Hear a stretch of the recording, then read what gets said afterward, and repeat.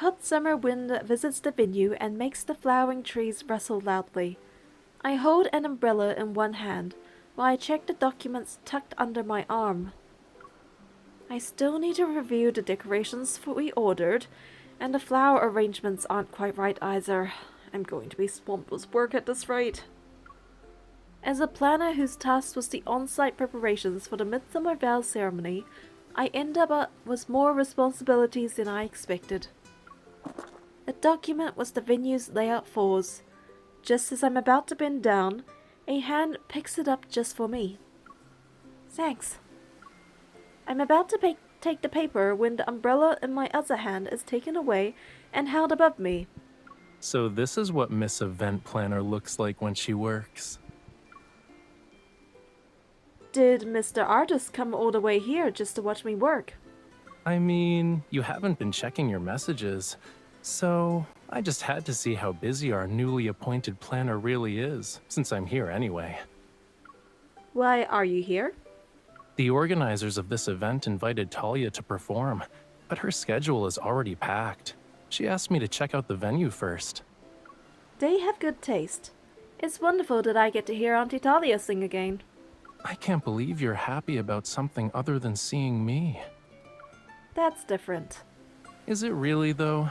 Please, cutie, enlighten me so I can also be happy. I don't have to say anything. The happiness on your face is enough.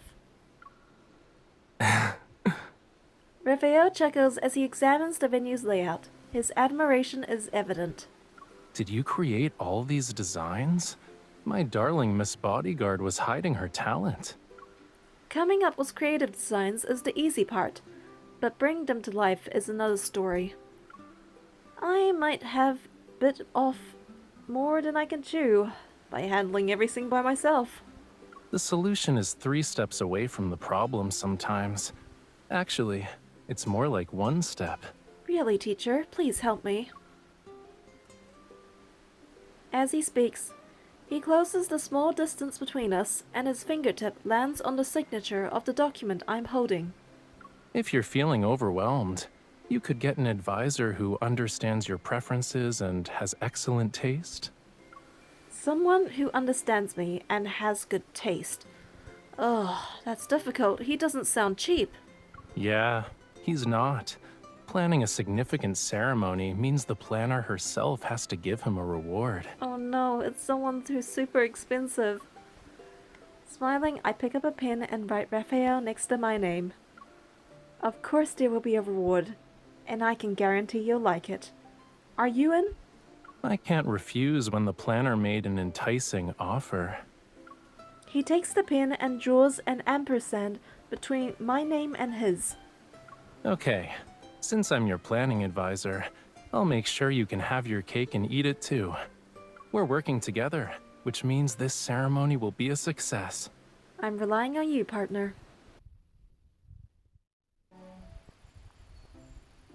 With Rafayel's help, the venue setup progresses more quickly. During my lunch break that day, I find myself thinking about what kind of reward I can give him.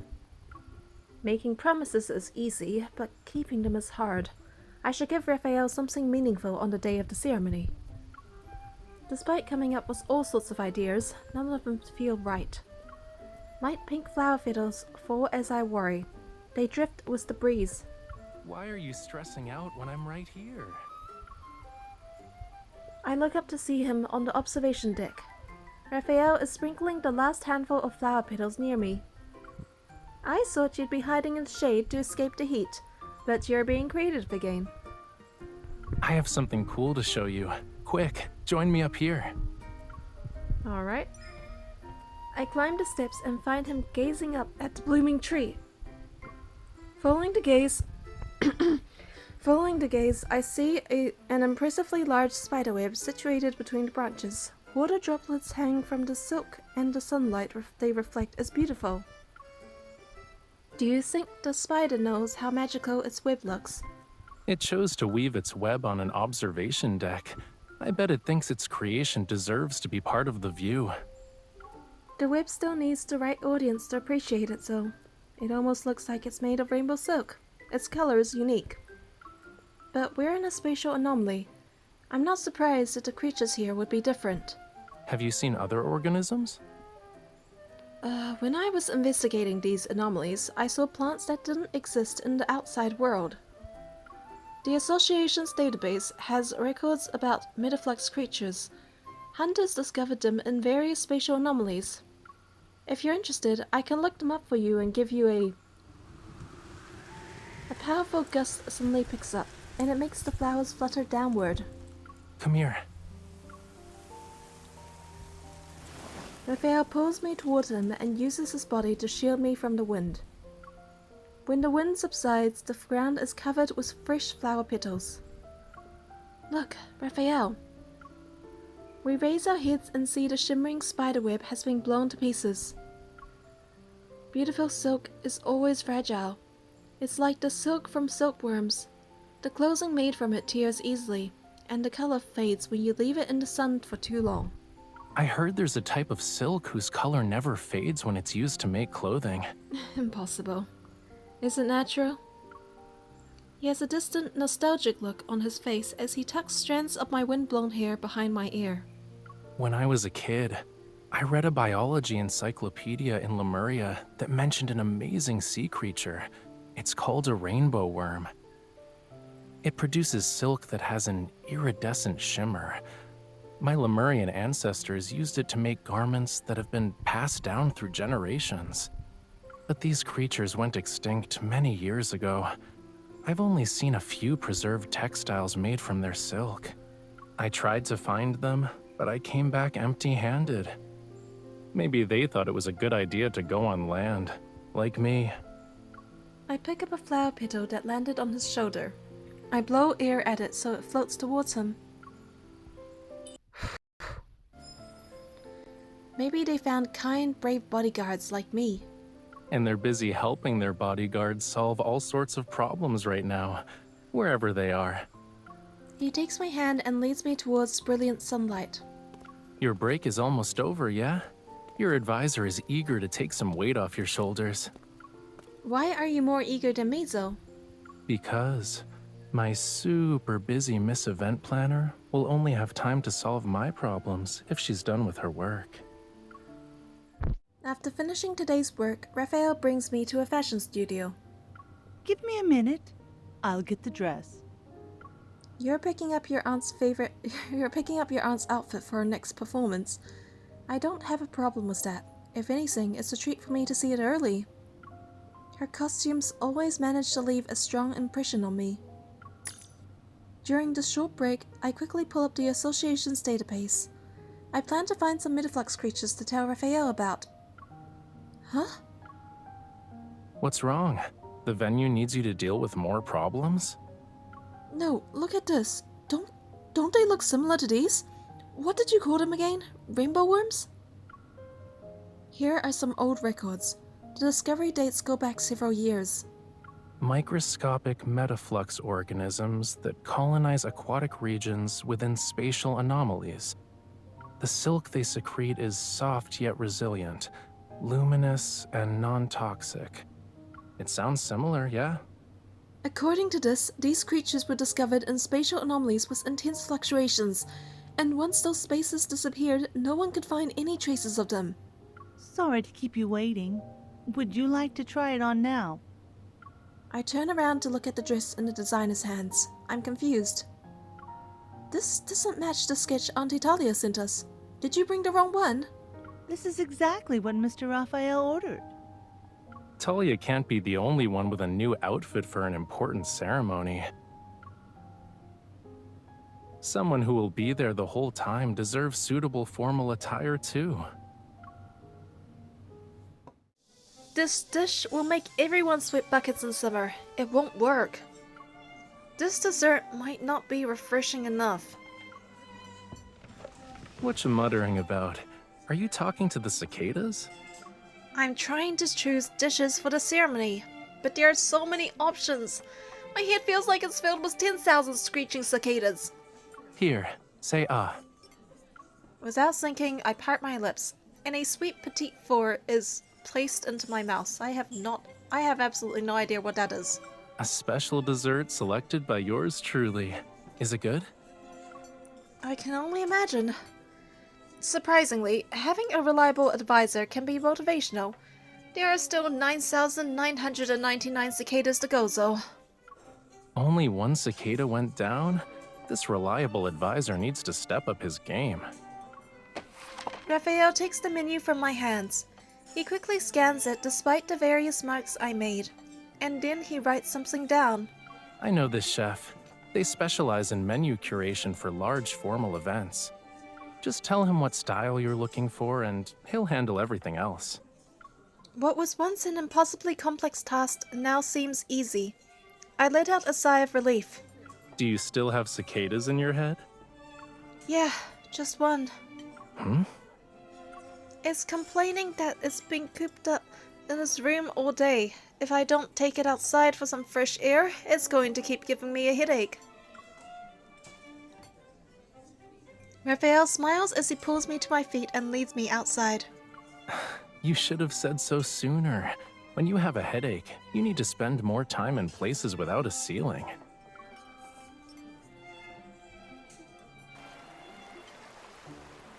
It's time for our allocated break.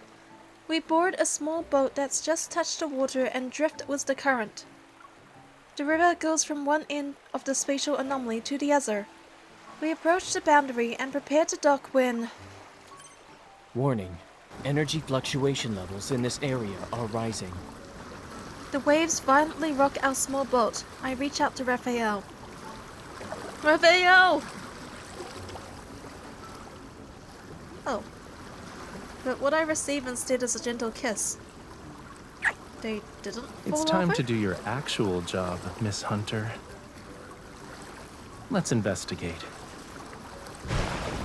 I guess we're going in the ocean anyway. We discover what seems to be a gateway to another spatial anomaly underwater. It's filled with crystal clear seawater. I realize I can breathe here and quickly focus on examining the energy fluctuation levels. It's surprisingly stable down here. I guess the fluctuations are limited to the boundary between the two spaces. Let's head back, Rafayel. We need to map out the boating areas for the guests. Wait, where did you go?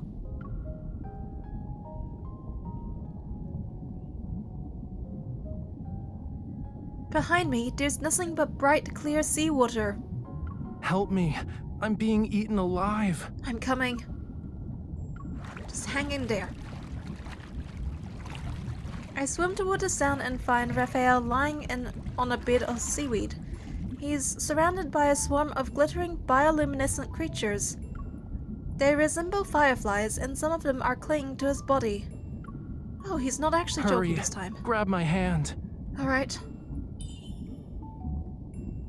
I quickly do as he says, but he pulls me in. Miss Bodyguard took the bait this time. How cute. Really? Again? Rafayel holds me as we sink into the soft bed of seaweed. This place doesn't have any cicadas that'll buzz in your head. It's perfect for a nap. The rippling water rocks us like a cradle. I rest my head on his arm. It's almost like you've done this before. I'm curious. Did you sneak away to take naps when you were little? Not really, but I snuck out to have fun during festivals. I did that one time and eventually got lost in a deep, narrow sea trench. The fish there aren't exactly friendly. I had to hide behind the coral and wait for my family to find me. Thankfully, Lemurians have a tradition of collecting beautiful coral branches to give to their lovers during festivals, so I ended up being collected by some Lemurians and got home in no time. Giving beautiful coral branches to someone you love during festivals. I found a solution to the reward dilemma that's been troubling me for so long. We finally got to spend time together, and it's over just like that. We've been together these past few days. That's different. Work is work. I'm talking about our alone time. Once this mission is over, we'll have a few days off. You can use our alone time to do whatever you want. He immediately hooks his pinky finger with mine. You said that, not me, so I'm booking your vacation time, okay? Cool, I'm glad it's settled. I pull Rafayel up and sit and see several fireflies moving across his shoulders. Filaments emitting a faint glow are still on his body.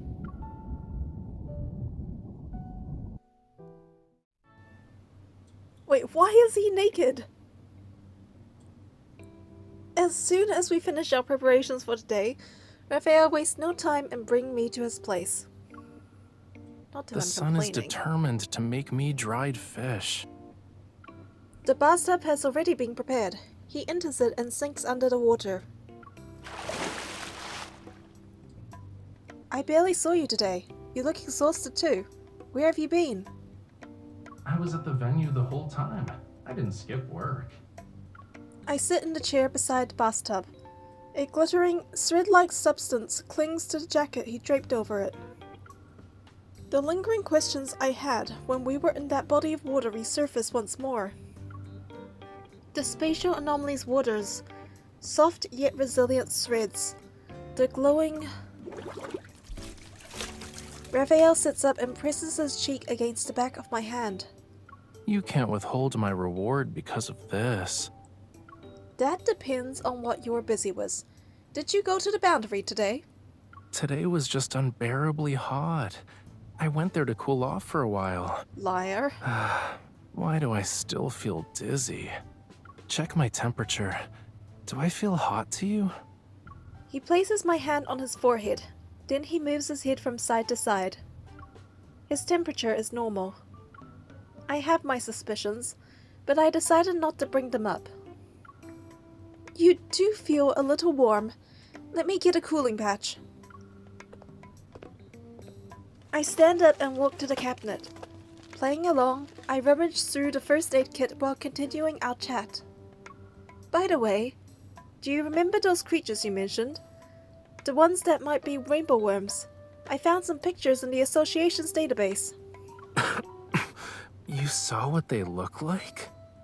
Unfortunately, the pictures were too blurry. I couldn't really make out anything. I just said they looked kinda similar. They've been extinct for years, cutie. Not finding anything is to be expected. Of course. Rafayel picks up a drawing board and paintbrush from the round table. He starts painting as if nothing happened. Didn't you say you were dizzy? Why are you painting? The dizziness gave me some inspiration.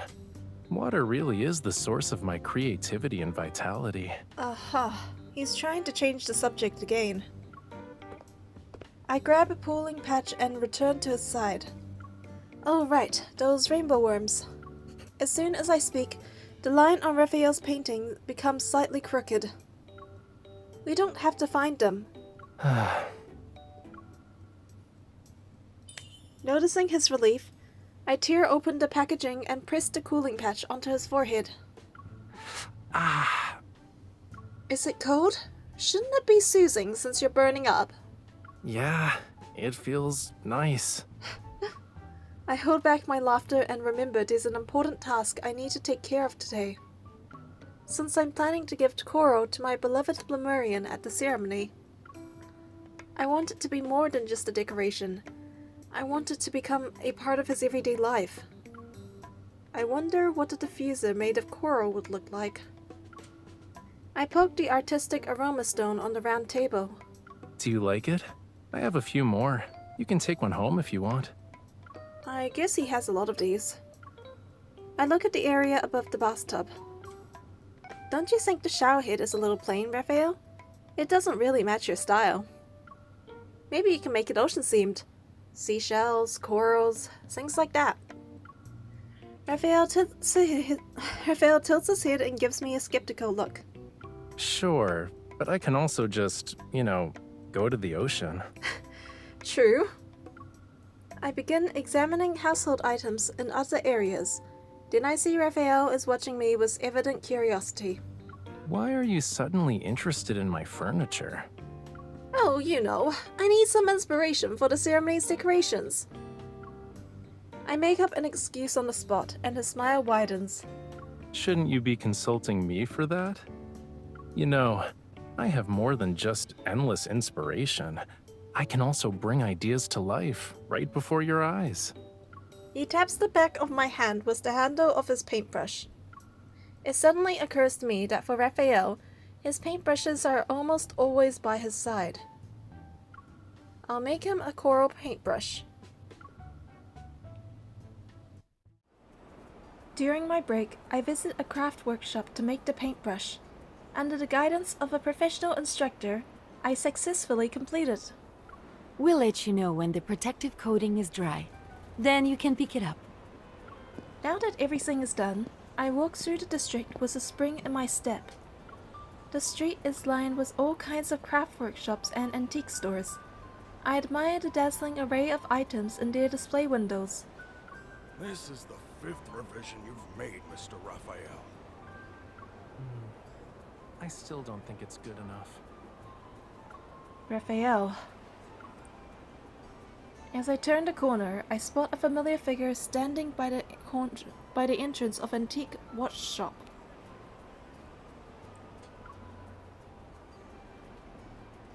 Before I can approach him, he pauses before walking into the store.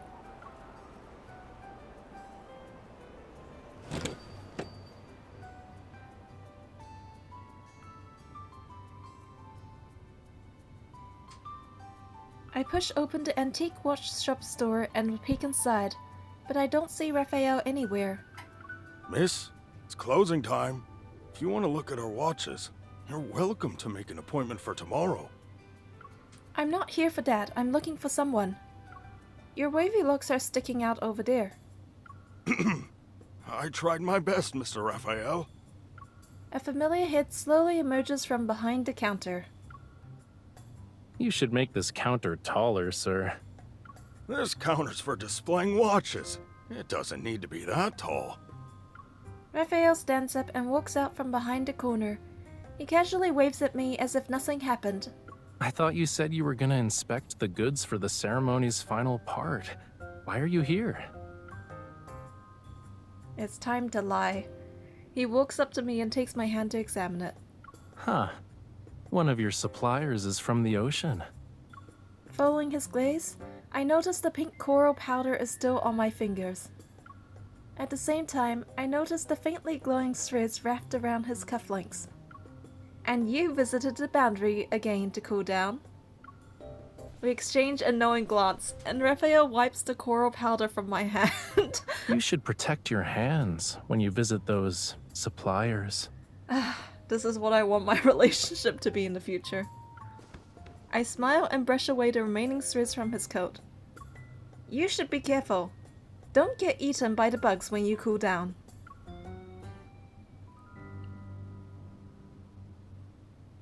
The shop is filled with bright, warm light as I admire the collection of exquisite antique watches displayed behind the glass counter. In addition to antique watches, our shop also accepts custom orders. Each customer can only commission one watch in their lifetime. I turn to look at Rafayel. Which one suits me? Watchmaking isn't something you can do in a single moment. After all, the watch itself is an exquisite device with many intricate parts. I have another watch that needs to be repaired. You may take your time in looking around. The owner disappears into the workshop behind the door. Now it's just us.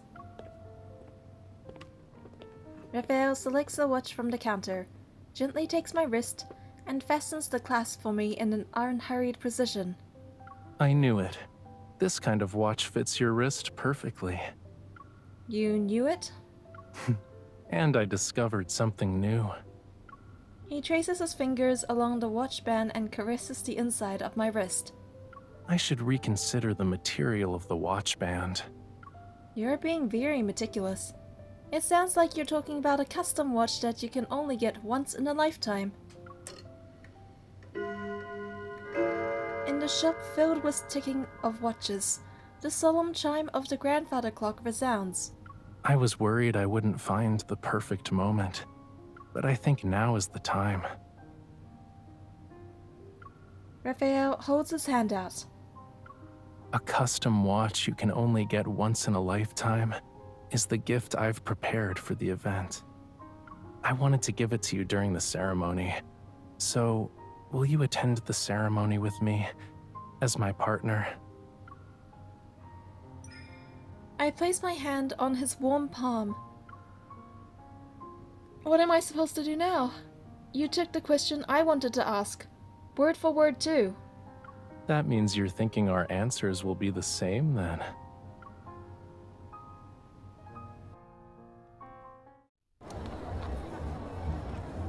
On the day of the ceremony, the venue is bustling. The atmosphere radiates pure happiness. I stand at the entrance and watch couples enjoying themselves. I feel a great sense of accomplishment. Here, for the lovely planner who created this happiness. An exquisite bouquet appears before my eyes, and its refreshing fragrance envelops me. I take the bouquet, put my arm around Rafayel's neck, and stand on the tiptoes to kiss his cheek. That's for the advisor who helped me create this happiness. He offers his arm for me to hold onto as we stroll towards the venue. We admire our handiwork. A melodious, graceful soprano voice fills the air. Talia, standing on a stage adorned with flowers, smiles. She acknowledges us with a greeting. It's time. For what? Lemurians make their most important vows when they're accompanied by their family's songs. We believe they protect the vows and serve as a blessing. He gives me a mischievous wink. And Talia isn't someone who accepts invitations to perform at just any ceremony. Rafayel takes my hand. We walk on the soft carpet that's covered in flowers to reach the Bell of Vows.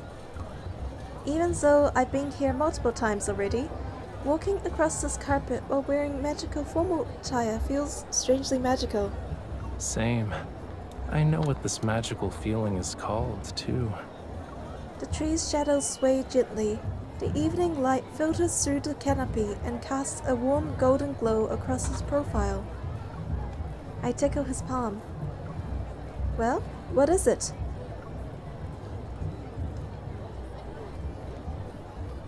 Smiling, Rafayel turns his head and whispers into my ear. Happiness. Talia's distant singing echoes like a blessing from the ocean. It envelops us. Dusk has arrived, and when the sunset almost touches the horizon, we're under the Bell of Vows. Rafayel, you've always shared Lemurian myths and customs with me. Now, I have a story I want to share with you. They say vows exchanged under a bell are carried to the gods, and they can never be broken. I could tell you another Lemurian tale right now, but I'd like to share with you a story of my own. I've imagined this moment countless times. The scenery was always different, though. Yet one thing never changed. The hand I held was yours. He holds out his hand to me. Can you give me your hand? He takes out a watch and carefully puts it on my wrist. The dial features a flame lily, and it's embroidered with luminescent silk threads that shimmer iridescently. Their colors will never fade. The vows we make today will be etched into time itself. I want to use this so I can be present in every moment of your life, even when we're apart. I gently trace the flame lily on the watch's face. A flame lily that never fades. Should we add forever to its meaning? Like this flame lily, our time together will never disappear. Slightly moist, the evening breeze blows past us as I give my gift box to Rafayel. Rafayel takes out the coral brush from the box and his expression softens. You remembered the story I told you.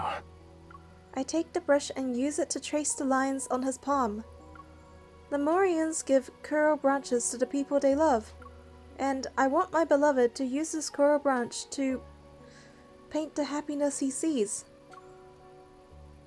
The sunset ignites like a spark in his gaze. He tightens his grip on my hand and embraces me. The bouquet in my hand falls to the ground. It rests with the other flowers that decorate the carpet. My heart belongs only to you. In every moment, every minute, and every second.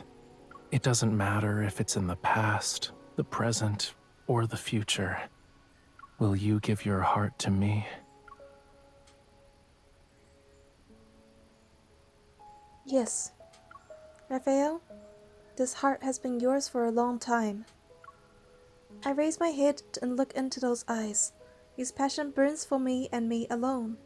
I imagined this countless times before, but none of my fantasies can compare to right now. I wonder, will I wake up when the bell rings and realize everything is just an illusion? Even if that happened, I'd give you the same answer. Seagulls take flight. The gentle breeze carries the profound toll of a bell to a place that transcends time and space. Raphael lowers his head. His kiss is like a floating feather, a blooming flower in this moment.